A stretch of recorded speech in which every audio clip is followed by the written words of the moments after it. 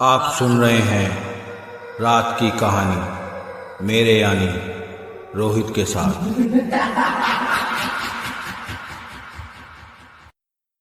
अगर आपको हमारी कहानियाँ अच्छी लगती हैं तो वीडियो को लाइक करना ना भूलें और चैनल को सब्सक्राइब भी कर लें ताकि जैसे ही मैं नई कहानी डालूं आपको नोटिफिकेशन मिल जाए और जुड़े हमसे, बने हमारी फैमिली का हिस्सा।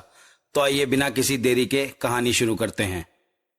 अरुण को उस घर में रहते हुए आज करीब 2 साल हो चुके थे। ना अरुण घर से बाहर जा सकता था, ना मर सकता था। वो हर समय अपनी किस्मत को कोसता रहता था। काश वो उस समय उस बुढ़िया की बात मान लेता तो उसके साथ ऐसा कुछ भी ना होता। ये बात उस समय की है जब अरुण इस घर में आया था। तो आइए चलते हैं 2 साल पहले जब अरुण इस घर में आया था। साहब, वो घर तो बहुत दिनों से खाली पड़ा हुआ है और उस घर में कोई भी रहता नहीं है। सुना है कि एक औरत को उस घर में उसके बच्चे के साथ जिंदा जला दिया था, वो भी उसके पति नहीं। और इसलिए ही घर से अजीब अजीब आवाजें आती हैं और गांव वालों का ये भी मानना है कि उसकी आत्मा अभी भी उस घर में भटकती है। तुम ये फिजूल की बातें करना बंद करो। आत्मा वात्मा कुछ नहीं होती, अरुण ने टैक्सी ड्राइवर को डांटते हुए कहा। अरुण का पिछले हफ्ते ही शिवपुर गांव में तबादला हुआ था। पूरे हफ्ते नया घर तलाशने के बाद एक घर उसे मिला जो बिकाऊ था, तो उसने जल्दी वह घर खरीद लिया। वह अपनी बीवी 2 बच्चों के साथ उसी घर में शिफ्ट होने जा रहा था। अरुण का 9 साल का बेटा गोलू और 8 साल की बेटी माही पीछे की सीट पर बैठे ड्राइवर की बातें सुन रहे थे। थोड़ी देर बाद माही ने सोनम से पूछा, मम्मी, क्या सच में भूत होते हैं? अरुण की बीवी सोनम भी उन्हीं बच्चों के साथ पीछे की सीट पर बैठी थी। सोनम ने दोनों बच्चों को समझाते हुए कहा, नहीं बच्चों, भूत प्रेत कुछ नहीं होता, अंकल तो कहानी बता रहे हैं बस। अरुण ने एक बार फिर ड्राइवर से कहा, यह कहानी बनाना बंद करो, बच्चों को डर लग रहा है, वो डर रहे हैं। साहब, मैंने जो बातें सुनी थी वो आप सबको बता दी, अब आगे आपकी मर्जी, ड्राइवर ने अरुण से कहा। शाम का समय हो गया था, सूरज ढलने वाला था, लेकिन अभी भी हल्की सी धूप खिली थी। अरुण ने ड्राइवर से पूछा, अभी और कितना समय लगेगा? बस पहुंच ही गए साहब, ड्राइवर ने जवाब दिया। थोड़ा और आगे जाने के बाद ड्राइवर ने टैक्सी रोक दी। लो साहब, आपकी मंजिल आ गई। अरुण ने टैक्सी से नीचे उतर कर देखा तो ड्राइवर ने टैक्सी लगभग 100 मीटर पहले ही रोक दी थी। अरुण ने ड्राइवर से पूछा, तुमने टैक्सी पहले क्यों रोक दी? अभी थोड़ा और आगे चलो। साहब, अब मैं और आगे नहीं जाऊंगा, भले ही आप मेरे पैसे काट लो। शाम के समय कोई भी यहाँ नहीं आता, ड्राइवर ने अरुण से कहा। अरुण ने उससे ज्यादा बहस नहीं की और उसका किराया उसे दे दिया। ड्राइवर ने उनके दोनों बैग छत से उतार दिए और टैक्सी मोड़कर फिर से वापस चला गया। सड़क बिल्कुल सुनसान हो गई थी, दूर दूर तक कोई भी नजर नहीं आ रहा था। सूरज भी डूब चुका था। अरुण और सोनम दोनों ने एक एक बैग उठा लिए और दोनों अपने नए घर की ओर चलने लगे। थोड़ी ही देर में वो मेन गेट पर पहुंच गए। गेट पर जंग खाया पुराना ताला लटक रहा था। तभी ना जाने कहां से उनके पास एक बूढ़ी औरत आ गई। उस बूढ़ी औरत ने हाथ में लाठी ली हुई थी। उसके बाल उलझे हुए से थे, चेहरे पर काफी झुर्रियां पड़ी हुई थी, लगभग 90 साल की होगी। उस बूढ़ी औरत ने उनसे पूछा, तुम लोग कहाँ जा रहे हो बेटा? अरुण ने उससे बताया, हम लोग तो इस घर में रहने के लिए आए हैं अम्मा जी। उस बूढ़ी औरत ने जैसे ही ये बात सुनी वह जोरों से बोली, लौट जाओ बच्चों, लौट जाओ, वह किसी को नहीं छोड़ेगी। यहाँ जो कोई भी आता है वह जिंदा वापस नहीं लौटता। तुम सब मारे जाओगे, लौट जाओ यहाँ से, लौट जाओ, अभी भी समय है, वापस चले जाओ यहाँ से। तभी उस घर का चौकीदार रामू वहां आ गया। उसने उस बूढ़ी औरत को वहां से भगाते हुए कहा, चल बुढ़िया, यहाँ से निकल, भाग जाए यहाँ से, कुछ भी बकती रहती है, पागल कहीं की। साहब, आप इसकी बातों पर ध्यान मत दीजिए, ये पागल बुढ़िया है, कुछ भी बकती रहती है, आप घर में चलिए। रामू ने जंग लगे ताले को खोला। दरअसल रामू उस घर की देखभाल भी रखता था और वहां पे माली का काम भी करता था। रामू ने गेट खोला। घर काफी पुराना लग रहा था धूल और पत्तों से सारा घर ढका हुआ था। उस घर के आसपास कोई दूसरा घर भी नहीं था। दूर दूर तक केवल जंगल ही जंगल था। रामू ने दोनों बैग अपने हाथों में उठा लिए और अंदर जाकर घर का दरवाजा खोल दिया। रामू घर में चला गया। पीछे पीछे वो चारों लोग भी अंदर चले गए। घर के अंदर उनकी आवाज़ें गूंज रही थी। सारे घर को मकड़ियों ने अपना घर बना रखा था। रामू ने फिर उनको उनका कमरा दिखाया जो कि ऊपर वाले फ्लोर पर था। उसने जैसे ही गेट खोला वैसे ही 2 कबूतर कमरे से बाहर उड़ गए। सारा सामान बिखरा पड़ा था। पूरे कमरे में धूल की चादर बिछी हुई थी। रामू ने बैग उनके कमरे में रख दिए और उनसे कहा, साहब आप अपना सामान सही तरीके से व्यवस्थित कर लो, फिर मैं आप लोगों के लिए खाने का इंतजाम करता हूँ। रामू ये कहकर चला गया। उन्हें पूरा घर साफ करना था, इसलिए उन्होंने कमरे से शुरुआत की और वो लोग तुरंत ही काम पर लग गए। थोड़ी ही देर में उन्होंने अपने कमरे को साफ कर लिया और सारा सामान व्यवस्थित तरीके से रख दिया। रामू ने खाना लगा दिया था, इसलिए उसने आवाज़ लगाई, मालकिन, मालिक नीचे आइए, खाना लग गया है। सभी लोग नीचे गए। रामू ने सभी को खाना परोसा। खाना बहुत ही स्वादिष्ट बना हुआ था। सभी लोग खाना खाने लगे। खाते खाते अरुण ने रामू से उन अफवाहों के बारे में पूछा तो रामू ने कहा, क्या साहब आप भी इन लोगों की बातों में आ गए? ऐसा कुछ नहीं है, लोगों ने फालतू की बातें बना रखी हैं। जब वे खाना खा चुके थे तो रामू उनको उनके कमरे तक छोड़ने गया।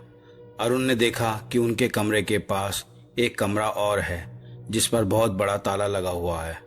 अरुण ने पूछा, इस कमरे में ताला क्यों लगा हुआ है? रामू ने उस कमरे के बारे में कुछ नहीं बताया और ये सारी बातें हंसकर टाल दी। रामू ने अरुण से कहा, साहिब मुझे इस कमरे के बारे में कुछ नहीं पता। आप इस कमरे के अंदर मत जाना और ना ही इस कमरे को खोलने की कोशिश करना। जितना हो सके इस कमरे से दूर रहना। रामू ऐसा कहकर वहां से चला गया।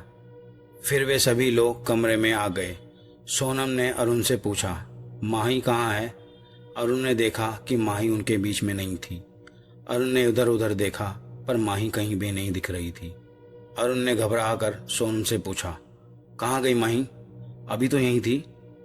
अरुण और सोनम माही को चारों तरफ ढूंढने लगे लेकिन माही उन्हें कहीं नहीं दिखाई दी। दोनों आवाज लगा रहे थे, माही, माही कहाँ हो तुम? बेटा ऐसे नहीं करते, कहाँ हो? आओ जल्दी, देखो मम्मी को डर लग रहा है, बेटा कहाँ हो, जल्दी आओ। पर कोई जवाब नहीं आ रहा था। अरुण घबरा रहा था। उसके माथे पर पसीना छलक गया था। वह बहुत परेशान हो गया। उधर सोनम का दिल धड़कने लगा। उसके मन में एक अनजाना सा डर बैठ गया। उसे लगने लगा कहीं ऐसा तो नहीं माही को कुछ हो गया हो। आखिरकार वह गई तो गई कहाँ? उसे कुछ भी समझ नहीं आ रहा था। ऊपर से अरुण उसको डांटने भी लगा, तुमसे एक बच्ची का ध्यान नहीं रखा जा रहा, पता नहीं कहाँ चली गई मेरी बच्ची। एक तो सोनम पहले से ही बहुत परेशान थी, ऊपर से अरुण की बातों से और परेशान हो गई। तभी सोनम रोने लगी। तभी अरुण चुप हो गया। उसने सोनम को सॉरी बोला और उसे चुप करने की कोशिश करने लगा। तो थोड़ी देर बाद सोनम भी चुप हो गई। दोनों फिर से मिलकर माही को ढूंढने लगे। अचानक उन्हें अपने कमरे में रखी अलमारी से किसी के रोने की आवाज आने लगी। अरुण और सोनम उसके पास धीरे धीरे गए। अरुण ने दरवाजा खोला तो देखा कि माही उस अलमारी के अंदर बैठी थी और वह रो रही थी। अरुण ने उसे गोद में उठा लिया और कहा, क्या हुआ बेटी, तुम अलमारी में कैसे पहुंची? तुम्हें कुछ हुआ तो नहीं? माही कुछ नहीं बोल रही थी, बहुत घबराई हुई थी। अरुण और सोनम भी काफी घबरा गए थे। उन्होंने माही से ज्यादा कुछ नहीं पूछा। वह तो पहले से ही बहुत डरी हुई थी, इसलिए वे माही और गोलू को सुलाने के लिए कमरे में आ गए। दरअसल उस घर में सबका अपना अपना एक कमरा था, लेकिन अभी उन्होंने सफाई नहीं की थी, इसलिए वह सभी एक ही कमरे में सोने वाले थे। जब माहौल थोड़ा शांत हुआ तो सभी लोग बिस्तर पर लेट गए और सोने की कोशिश करने लगे। माही और गोलू को तुरंत ही नींद आ गई। अरुण भी थोड़ी देर बाद सो गया, लेकिन सोनम अभी भी जगी हुई थी। उसे अभी भी नींद नहीं आ रही थी। अचानक उसे किसी छोटे बच्चे की रोने की आवाज आने लगी। सोनम ने उठकर माही और गोलू को देखा। वह दोनों सोए हुए थे। वह बेड से नीचे उतरी। पूरे घर में अंधेरा फैला हुआ था, इसलिए उसने अपनी टेबल लैंप जला ली और कमरे में देखने लगी तो कमरे में दिखाई दिया कि कोई भी नहीं है। उसे डर लगने लगा। कांपते हाथों से उसने टॉर्च उठाई और कमरे का दरवाजा खोला। उसने सोचा कि कमरे से बाहर कोई होगा, लेकिन कमरे के बाहर कोई भी नहीं था। अब उसे बहुत आश्चर्य होने लगा था।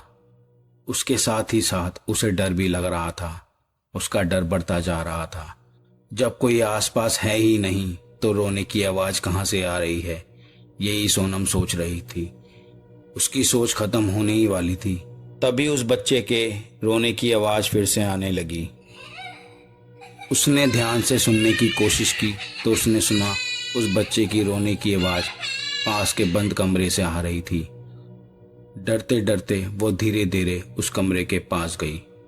उसने देखा कि उस कमरे में ताला नहीं लगा हुआ था। बच्चे की रोने की आवाज और तेज हो गई। सोनम ने उस कमरे के दरवाजे को धीरे से खोला और जैसे ही उसने अंदर झांका, एक बहुत ही डरावनी औरत उसके ऊपर झपट पड़ी। उस औरत का आधा चेहरा जला हुआ था और वह एक हाथ में चाकू पकड़ी हुई थी। वह औरत उसे चाकू मारने ही वाली थी। वह जोरों से चीख पड़ी और तभी सोनम की नींद खुल गई। वह उठकर बैठ गई। सोनम की चीख से अरुण भी जाग गया और उससे पूछने लगा, क्या हुआ, क्या हुआ, तुम चीख क्यों रही थी? सोनम ने कहा, कुछ नहीं, बस एक बुरा सा सपना था, बहुत ही बुरा था। सोनम काफी घबराई हुई थी। अरुण ने सोनम से कहा, सो जाओ, हमें सुबह पूरा घर साफ करना है। अरुण ने सोनम को सुला दिया और फिर खुद सो गया। अगली सुबह किसी के जोर जोर चिल्लाने से उनकी नींद खुली। मालिक उठिए, सुबह हो गई, घर भी साफ करना है मालिक, आइए नाश्ता लगा देता हूं।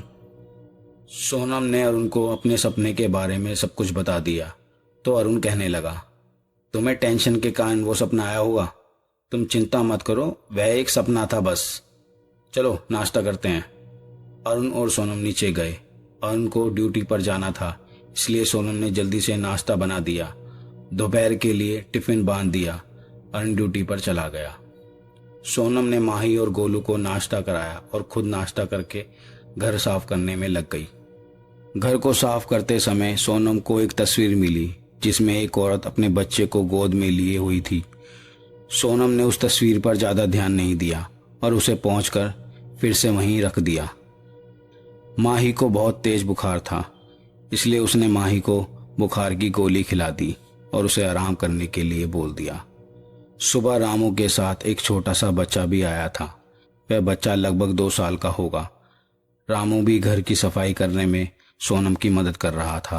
वह बच्चा इधर उधर खेलने लगा। सफाई करते समय सोनम को पता लगा कि उस घर के नीचे तहखाना भी है। सोनम उस तहखाने को नजरअंदाज करते हुए दूसरी जगह सफाई करने लग गई। पूरा दिन उसका घर की सफाई करते ही निकल गया। शाम को जब अरुण आया तब तक सोनम सारे घर की सफाई कर चुकी थी। सभी लोगों ने मिलकर शाम का खाना खाया और रामू ने अरुण से कहा, साहब अब मैं कल आऊँगा। रामू वहाँ से चला गया। खाना खाकर सोनम ने बच्चों को दूसरे कमरे में लिटा दिया और जब बच्चों को नींद आ गई तो वह भी अपने कमरे में आ गई। अरुण पहले से ही अपने कमरे में था। सोनम जैसे ही कमरे में घुसी उसे फिर से किसी बच्चे की रोने की आवाज़ आने लगी।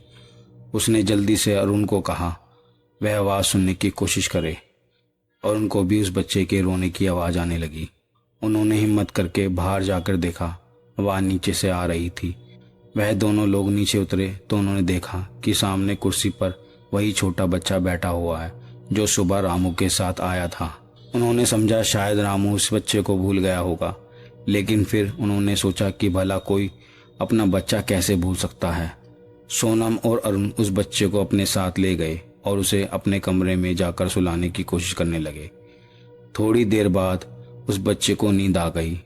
थोड़ी देर बाद अरुण और सोनम को भी नींद आने लगी और वो दोनों भी सो गए। लगभग आधी रात को उन्हें फिर से जोर जोर से रोने की आवाज़ आने लगी।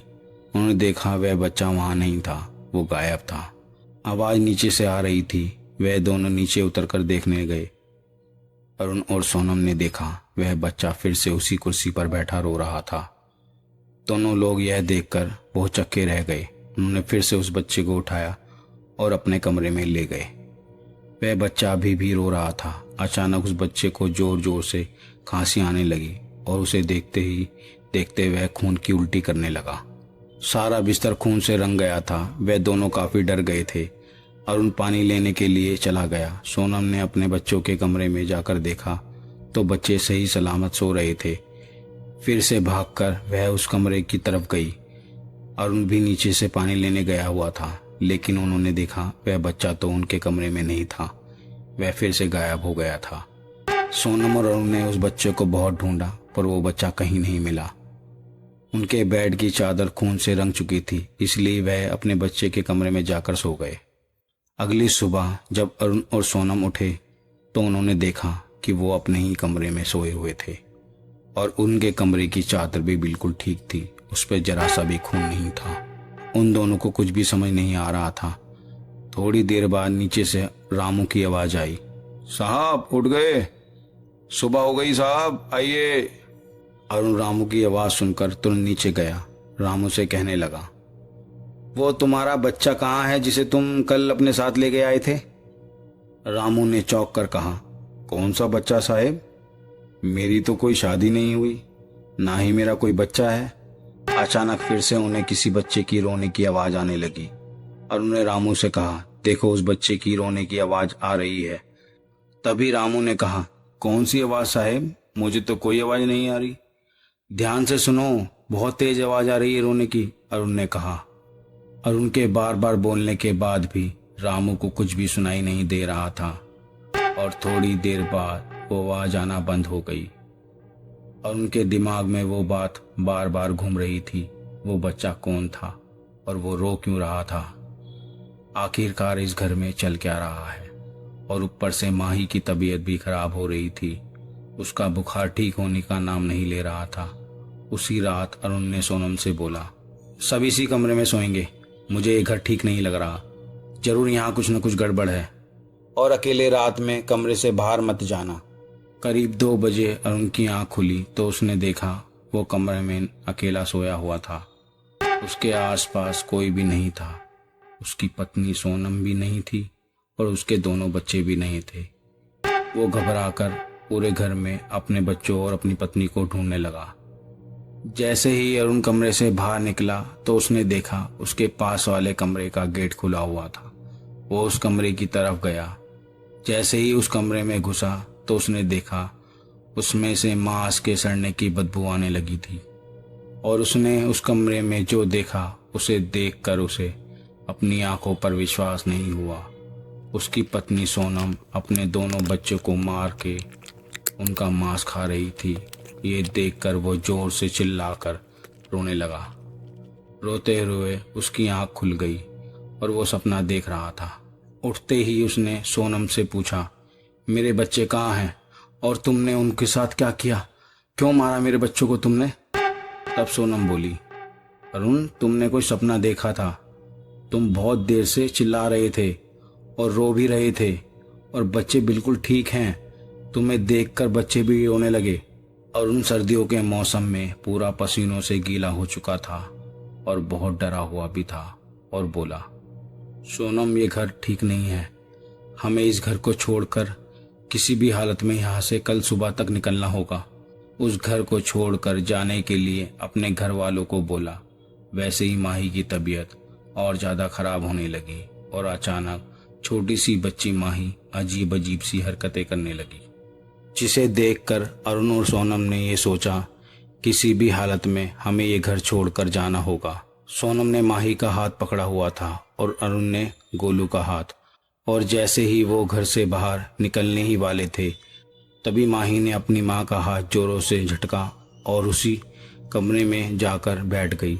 जैसे ही अरुण उसके पीछे पीछे उसे लेने के लिए गया तभी माही बोली, तू इसे कहीं नहीं लेके जा सकता, इस घर से इसकी लाश की जाएगी। इतना बोलकर माही तड़पने लगी और उल्टी करने लगी।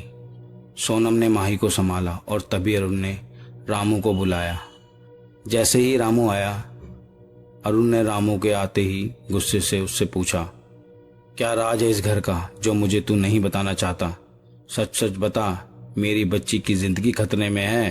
सच सच बता रामू। रामू डरी हुई आवाज में बोला। अरुण साहब, मुझे ज्यादा कुछ तो नहीं पता इस घर के बारे में। बस इतना पता है, इस घर में मुझसे पहले एक चौकीदार था जो यहाँ काम किया करता था। उसका नाम बिरजू था। वो इस घर की देखरेख करता था और अचानक एक रात यहाँ रुक गया और पता नहीं कैसे वो यहाँ मर गया। करीब एक हफ्ते बाद जब उसका शरीर सड़ने लगा तो गांव वालों को इस घर से बदबू आने लगी। तब जाकर हम सबको यह पता लगा कि बिरजू मर गया है। कोई भी इस घर के आसपास नहीं आता। मेरी तो मजबूरी थी साहब। मुझे बहुत अच्छे पैसे मिले थे इस घर की देखरेख करने के लिए। आपको ये सब बताने के लिए मुझे मना किया गया था। तभी अरुण रोते हुए रामू से बोला, रामू मेरी मदद कर, मेरी बेटी की जिंदगी खतरे में है, मेरी मदद कर रामू। मैं तो आपकी कोई मदद नहीं कर सकता साहब, पर वो बूढ़ी औरत जो आपको मिली थी वो आपकी मदद जरूर कर सकती है। वो शायद इस घर के बारे में बहुत कुछ जानती है। आइए अरुण साहब, मैं आपको लेके चलता हूँ उस बूढ़ी औरत के पास। इससे पहले देर हो जाए। चलिए अरुण साहब। तभी रामू अरुण को लेकर उस बूढ़ी औरत के घर गया।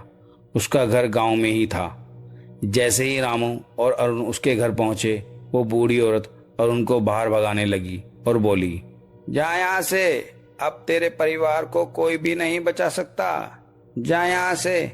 मैंने तुझे पहले ही चेतावनी दी थी, पर तुझे लगा मैं पागल हूँ, पागलों जैसी बातें कर रही हूँ। जा, अब वो तेरे परिवार को कभी नहीं छोड़ेगी। तभी अरुण रोते हुए उस बूढ़ी औरत के पैरों में गिर गया और रोते हुए बोला, अम्मा मेरी मदद करो, मेरे परिवार के सिवा कोई भी नहीं है। मेरी मदद करो अम्मा, मैं भी तो तेरे बेटे जैसा हूँ, मेरी मदद कर। अरुण की मदद करने के लिए क्या वो बूढ़ी औरत मानी और कैसे उसने अरुण की मदद की, ये सब जानेंगे इस कहानी के अंतिम भाग में। इसलिए चैनल को सब्सक्राइब कर लें। मिलते हैं इस कहानी के अगले भाग में। ये कहानी आपको कैसी लगी आप कमेंट्स करके बता सकते हैं, और अच्छी लगे तो शेयर करना ना भूलें। आप भी हमें अपनी कहानी भेज सकते हैं।